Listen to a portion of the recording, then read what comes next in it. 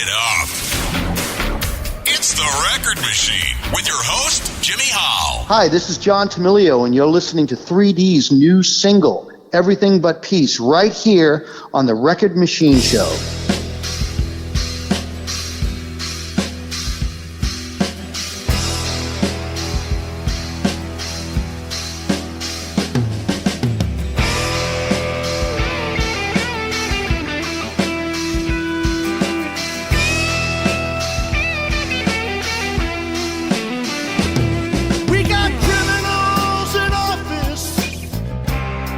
Politicians on the street. We got children in Africa who haven't any food to eat. We got homeless people living on the street. We got everything but peace.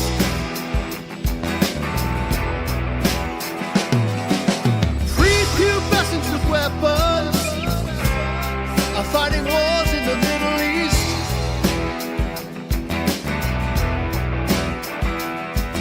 A child fighting for democracy is killed by the club of a beast. We got people without clothes burning from the heat. We got everything but peace.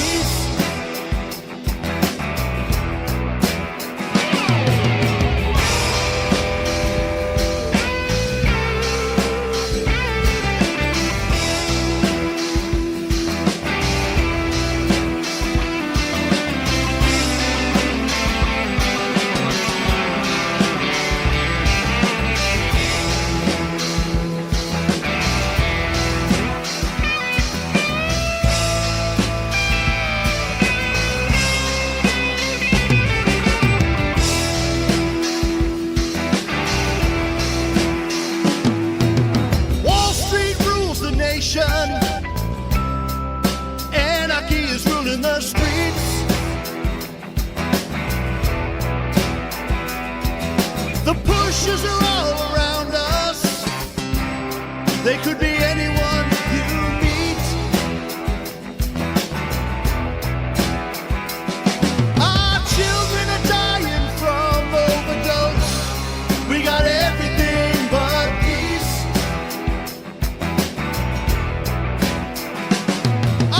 Children are dying from overdose. We got everything but peace. Our children are dying from overdose.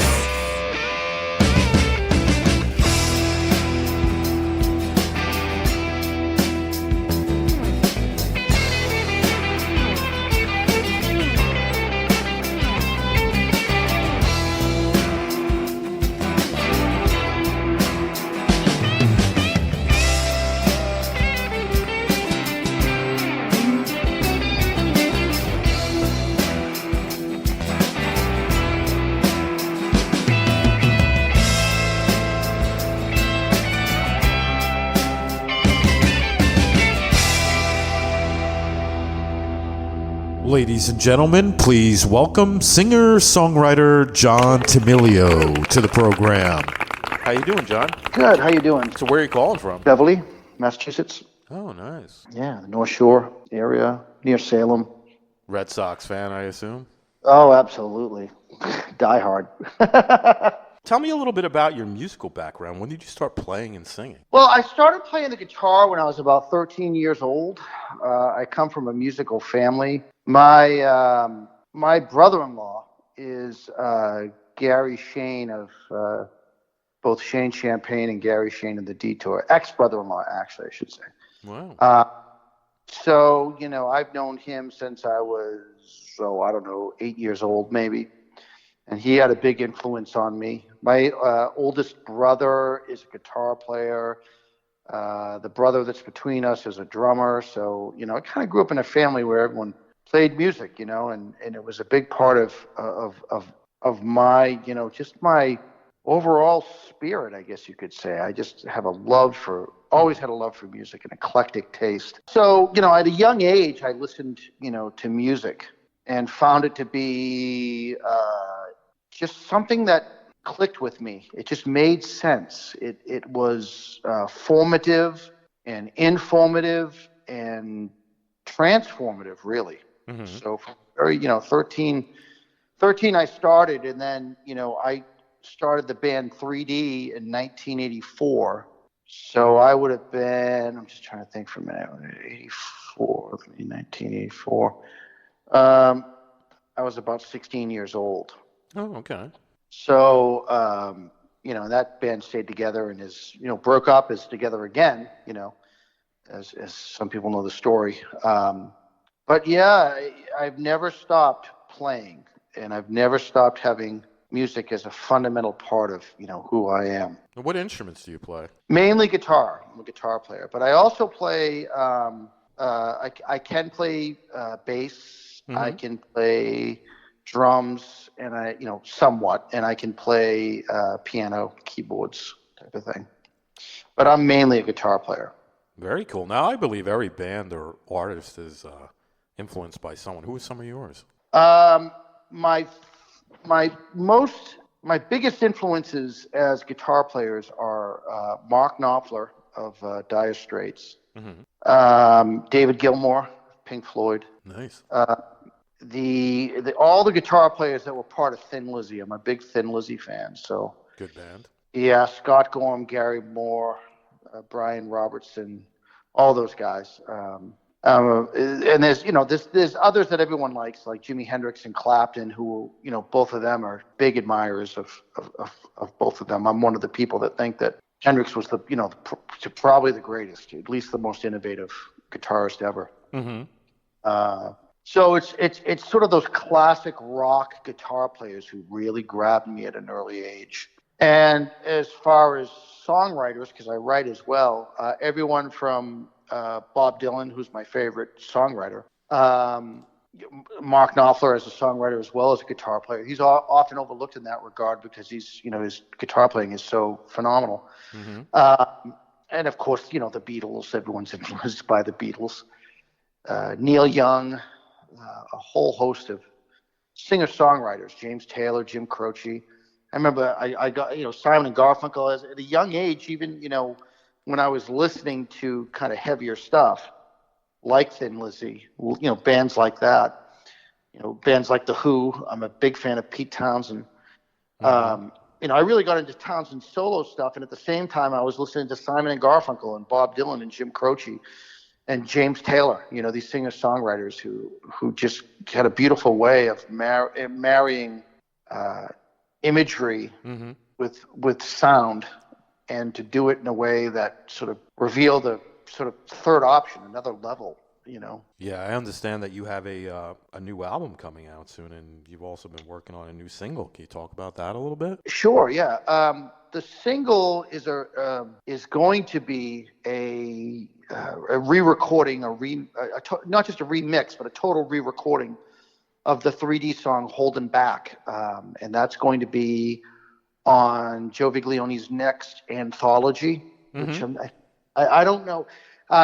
The last one he put out, which we were on, the song "Everything But Peace" was on it, was called Boston Rock Roll Anthology Volume 21. I don't know if this is going to be 22. I think he's doing something different. I think there's a different name to it, so you'd have to check with him. I think it's going to be called "The Demo That Got the Deal." Yeah. Something like that. But the single's going to be on that. And we're doing an album that's sort of a best of. And it's a best of 3D as well as my own material. And it's going to include a combination of studio tracks, a couple live tracks, and then a few solo acoustic studio recordings, Nice. where I'm gonna head into the studio and record some of my tunes. Acoustically, I don't know how much instrumentation I'm going to use yet, but I want it to be sort of basic. I really almost want it to be a rhythm guitar, a lead guitar, a vocal, and that's it. I'm really thinking of really stripping it down. But every time I get in the studio and start recording, I have these other ideas, and then I want to add an instrument, or I want to add, another vocal line or something. Mm-hmm. So I don't know what it'll end up being. I mean, I have these intentions that might change once I'm there. So when is this album going to be out? I was hoping to have it out before the end of this year, but it'll probably be the spring. Okay, like Late, March, April. probably, yeah, more probably like April, May, maybe. Okay. It's Now, done. is Fabroni producing any of the songs on this album? He's going to be mastering some of it. Okay. I'm not exactly sure how much. Joe Viglione is in touch with him and currently talking to him. It's possible he will. I may have him do the mastering of the album. The recording and the production is mostly being done by Greg Dan, D-A-N-N, Okay. who has a studio in Rockport. It's called Rockpile Recording. And I've been working with him, and we've been sort of co-producing. And he's the engineer. We've both been producing, but when it comes to the mastering, we may have, Fabroni may do it. I don't know yet. I don't want to commit him. I'd love to have him do it. Yeah, because I thought when I spoke to Joe the other day, he told me that Rob Fabroni was going to be working on, I think at least one of the songs. He said. Yeah. Oh, he's definitely gonna work on Holding Back. There's no doubt about that. And he worked on Everything But Peace. Mm-hmm. Whether he worked on the entirety of my album or not, I don't know. Yeah, I had him on the show about a year ago. He's great. Yeah, he's awesome. He's very good. And the fact that, he was involved in the last waltz with the band is just such an amazing. He's had a great career so far, and he's not even done yet. All the people he's worked with, it's incredible. Yep. This podcast is going to feature two of your tracks, Everything But Peace and A Bit Like You. What's the story behind those songs? Said Everything But Peace and A Bit Like You, right? Yes, sir. Yeah, A Bit Like You is a song that 3D, it's one of the first songs we came up with and that we wrote years ago, and it has become a mainstay in our set. I think it's kind of like our signature song, I guess you could say, in part because of the way it's constructed and the instrumentation, the way we play it, the energy that the song has, very much a part of the energy. It reflects the energy of the band. And we've recorded it several times, but the most recent recording we have, we think we've really just nailed it. And Jim Lindroth, who's the other member of the band, and I are both very, very, very happy about how that song has turned out. The other one, Everything But Peace, we also recorded a newer version of it because we've done demos and other recordings of both those songs. But again, this one was done at Rockpile, as was A Bit Like You. And they're both songs I wrote in the past. I remember writing them. Everything But Peace was one I wrote. Actually, after I had left, 3D was together between 1984 and 1990. And then we broke up and then reformed in 2009 and have been together in various incarnations since then. But immediately after we broke up in 1990, I started a solo band called JT and the Scream. And that song, Everything But Peace, came out of that time period. I had written it back then and performed it and recorded it with the Scream, but we didn't do too much with it. And I revisited it when 3D got back together. I should say a few years after 3D got back together in 2009. And realized that the song was just timely. It was it's still, the problems it was addressing are still very much contemporary, current problems. I changed one line in the song, not because I think it needed to be changed, but because I wanted, the line was sort of almost asking for itself to be in the song, because it came out of, the sort of Wall Street scandals that were happening with the 2008 bailouts. And it was the line, Wall Street rules the nation. Originally, it was gangs are ruling the nation, and I changed it to Wall Street rules the nation, and found it fit better. Cool. But it's a song that is, I think a lot of people, when they hear it, they think it has a Pink Floyd feel, which it does. It kind of, And I realized when I wrote it, it kind of had a feel similar to Welcome to the Machine, but and it has has the same chords in it, but it is a very different song, and the movement of it, the rhythm of it, even the instrumentation of it is radically different. And but clearly, anyone that listens to it can hear the Pink Floyd influence that's in that song. There's no denying it. Nice. Now, how do you approach songwriting? What's your creative process like? Oh, man, that's a good question. I'm still trying to figure that out. No, I really am. And I don't say that to be flip at all or to, inspiration comes slow and painful. It's like a birthing process. Okay. It's wonderful, but it's hard. And an idea will hit me. I'm not one of those songwriters that sits down and says, okay, I want to, write a song today. I forget who it was that once talked about how in Nashville that songwriters have appointments and they get together and they, they'll write a song almost as if it's like a 9-to-5 job or something. And I always found that strange because I can't put songwriting on a calendar. There is no logic to it. It sort of finds me and comes to me, and then I feel the need to, go with whatever source of inspiration. And it could come from anything. It comes from, what's going on in my life or what's going on in the country, what's going on in the news, what's going on halfway around the world. It could be about a book I read.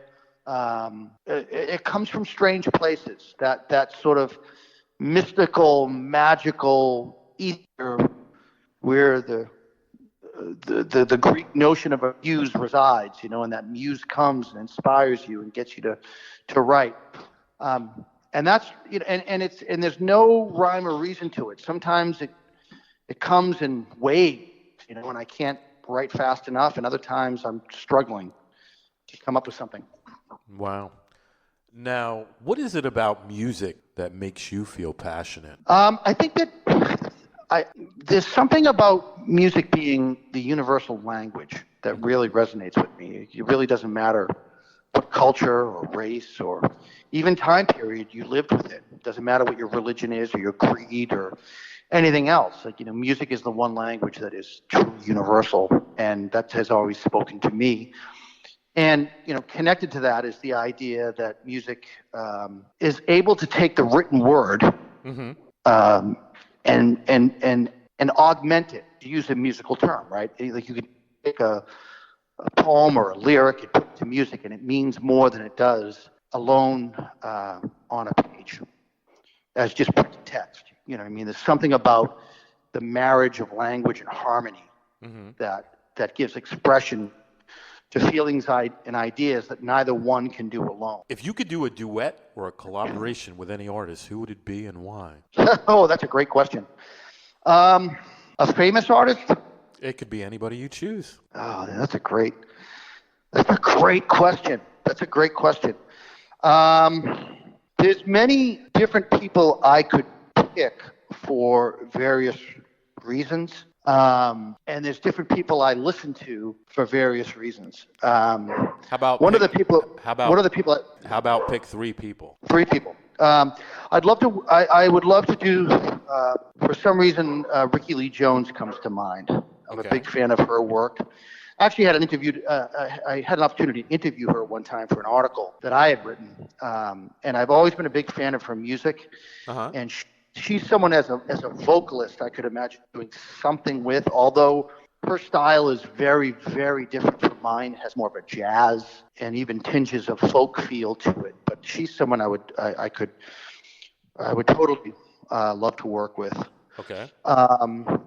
More locally, if you were to think on sort of the local scene, I had always been a fan, and actually there was a time where we were going to do collaboration. This is back in probably 89, 90, where we were in the process of talking to and trying to put something together where we were going to do a collaboration with Laurie Sargent, who was at the time, the singer of the band Face to Face, the Boston band. And I've always been a fan of her work, and I always felt her style and her lyrics and her expression worked very well with us. So if I was to pick someone local, it might be her or my buddy Charlie Farron. I'd love to work with him sometime. And then I would say, I'm such a fan of Mark Knopfler that I would love to have him produce something of mine and lend his expertise to the tonality and structure of my guitar playing. Those are all good choices. Now, what's the best? Yeah, so that's how I think I would do it. Like the big star would be, Mark Knopfler. The lesser star might be a Ricky Lee Jones, and the local one would probably be Laurie Sargent if I, had my druthers. Nice. Now, what's the best piece of advice another musician ever gave you? The best piece of advice another musician ever gave me. I stumped you. Let me think. Well, there's a lot of different people who have given me different advice along the years, and I maybe when I was in college, for a while I was a music minor. Mm-hmm. I was in English. Basically, I studied English and philosophy, and for a while I was a music minor, and I wasn't able to finish it just because the last two classes I needed just didn't fit my schedule, and I just couldn't do it. But there was a guy who taught at Salem State back in the day named Dirk Hillier, and he played multiple instruments. He played brass instruments. He played guitar. He was one of those sort of Renaissance musicians who looked exactly like Dirk. Dirk looked exactly like William Hurt as well, which was kind of funny. But he used to just say that so much of music, so much of what you do as a performer, as a craftsman, really does lie in the hours of practice you put into it, and that you can never shirk that. You can never half-heartedly do something. You really need to give your instrument the time it deserves to really try to perfect it. There's no such thing as, there's, who was it? There's a local musician, I'm trying to remember his name. He has I'll think of it later, but he has his motto is practice doesn't make perfect, practice makes progress. And I think that's a really great line. And that's kind of what Dirk Hillier used to say to us, that, your instrument requires the time necessary for you to really grow. And, he would talk about how professional musicians, that's their job, and they'll practice, 6-8 hours a day because that's their job. It's a full-time job. I can't do that. Most musicians who aren't signed and, playing with people like Elton John or Billy Joel, have to work, and so you can't put that time into it. But I do find that the more time I spend with my instrument, the more time I spend with the guitar, the more I feel like I know it, if that makes sense. And I don't mean know it by I could play better, mm-hmm. but I think I get a deeper understanding of the logic of the instrument, if that makes sense. Totally. And I attribute that back to Dirk Hillier, Dirkhillyer, is I think how you spell his name. I'm not exactly sure. I haven't seen or talked to him for a long time, but his approach to music was very, very helpful. Very cool. Now, besides writing and recording music, I understand that you're a pastor and a professor. Can you talk about that a little bit? Sure. I'm a professor at Salem State University, where I teach philosophy, and I'm a pastor of a church on the South Shore in Canton, Massachusetts. That is a congregational church. It's part of a denomination called the NACCC, which stands for the National Association of Congregational Christian Churches. Mm-hmm. I see teaching and ministry as sort of sister disciplines. You know what I mean? I've always been an academic. I've always been being a scholar is just sort of in my blood, and I've always loved to read, and I've always loved to write and to reflect on, and various ideas from history. The ideas of the great philosophers or some of my favorite writers, and I have a range of interests in terms of teaching. I do a lot. My area tends to be ethics, mm-hmm. applied ethics, and in fact, I just had a book come out on applied ethics. What's the title of it? The book is called Applied Ethics, and then the subtitle of the book is, and I have it right here, mm-hmm. make sure I got it right. The title is Applied Ethics, and then the subtitle is Exploring Ethical Theory in the Medical, Environmental, and Business Fields. Oh, nice. And it was published by Kendall Hunt Publisher. And it just came out like in September. And I'm already looking at it through the eyes of having to revise it. Because certain things, ethics, public policy changes so fast. I mean, there's a section in the medical ethics section of the book on abortion. And, between the time of writing the book and the book coming out, Roe v. Wade was overturned. So I feel like I got to revisit that chapter completely. Okay. In philosophy, I do a lot with ethics, but not just ethics. I do metaphysics, epistemology, existentialism. I'm really I'm into the theory deconstruction, which bridges the gap really between literary theory as well as philosophy. Okay. I've done a lot of work writing about the poetry of T.S. Eliot, of whom I'm a big, big fan. And frankly, his work has had probably as much influence on my own writing, as anyone else. So that's sort of my academic, philosophical, literary theory, cultural theory interests, political theory. Mm-hmm. In terms of ministry, I did a PhD at Boston University that focused on sacramental and systematic theology from a sort of philosophical angle, and that has had a great deal to do with what I do. My denomination is a sort of mainline Christian denomination, so it's not. I always tell people when I tell them I'm a minister, I always feel like I need to qualify it and say, I'm not like the people you see on TV. You know what I mean? I'm not one of those fundamentalist hellfire and brimstone preachers. It's right. The congregational tradition, which goes all the way back to the Pilgrims and the Puritans and the Mayflower landing on Plymouth Rock in 1620. That's history. That's our lineage, the denomination that I'm in. And they always sort of advocated for a learned ministry. They want their pastors to be pastor scholars. And so I have a great love of systematic theology as espoused throughout the time of the early church onwards, whether it's the writings that are the scriptural writings, but also the theology of people like, St. Augustine and St. Anselm, and then Calvin and Luther and Zwingli, and then in the 20th century, people like Karl Barth. There's a whole slew of people that I just constantly read and align myself with. It's very bookish. Uh-huh. But it's also very practical. I mean, the other side of both teaching and ministry is that you work with people and you form relationships with people. Right. And you counsel people and you journey with people through the highs and lows, the peaks and valleys of their lives. And it's a great privilege to be able to do that.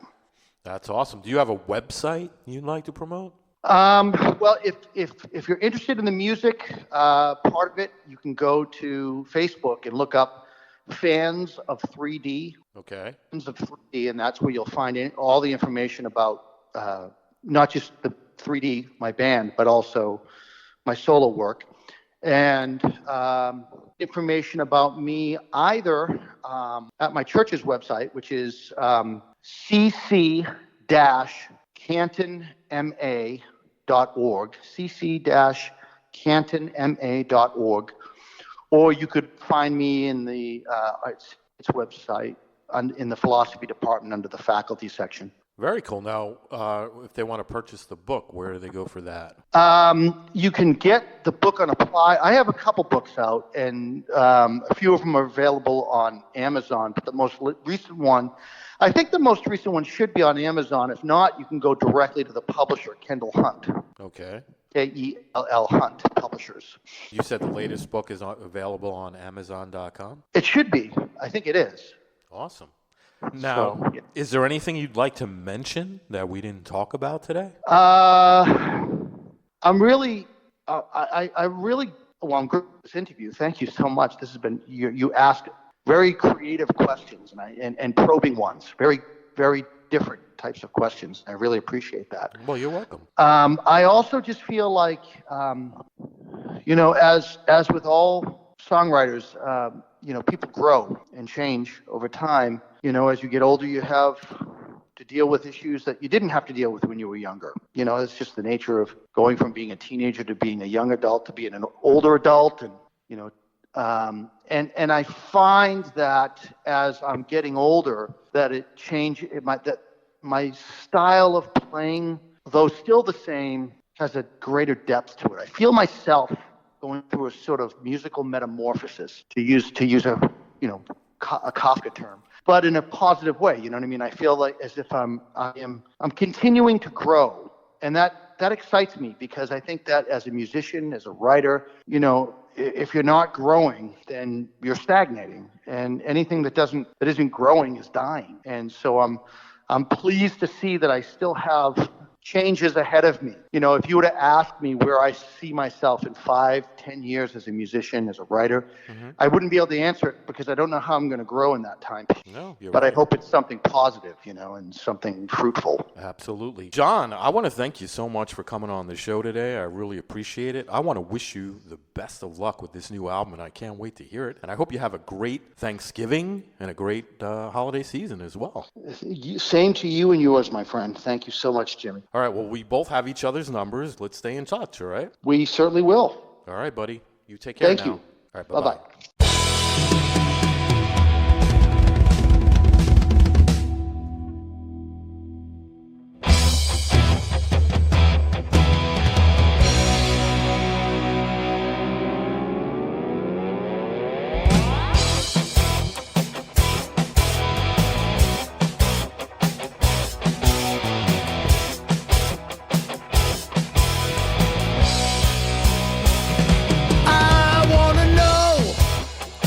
Why you don't give me a glance? How do you know if I changed unless you give me one more chance? So here I am, always thinking of you. Tell me what's next. Do I just give up and try to find someone new?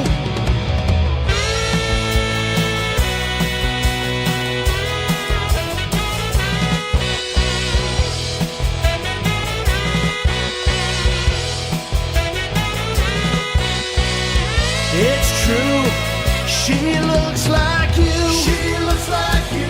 Just a bit like you. Just a bit like you. She looks like you. She looks like you. A little too much.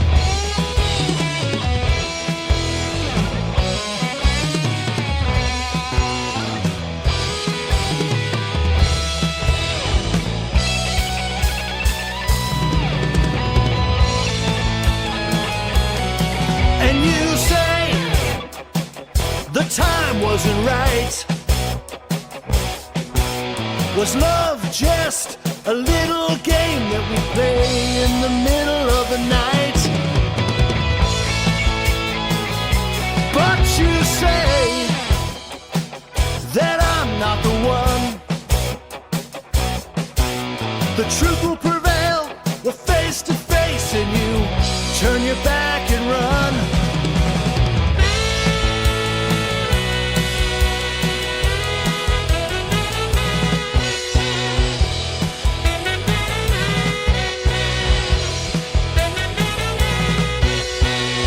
It's true, she looks like you. She looks like you. Just a bit like you. Just a bit like you. She looks like you. She looks like you. A little too much.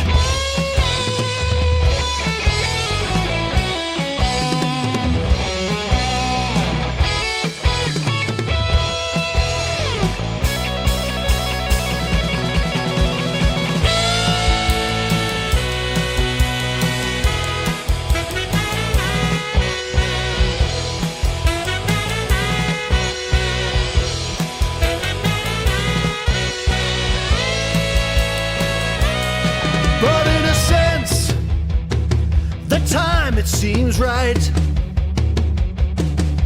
to drop the arms, raise the white flag, and just give up the fight.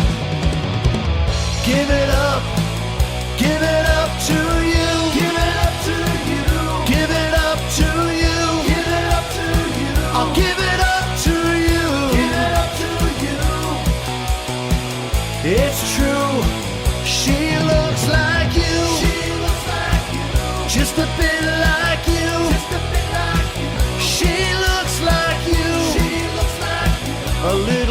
much.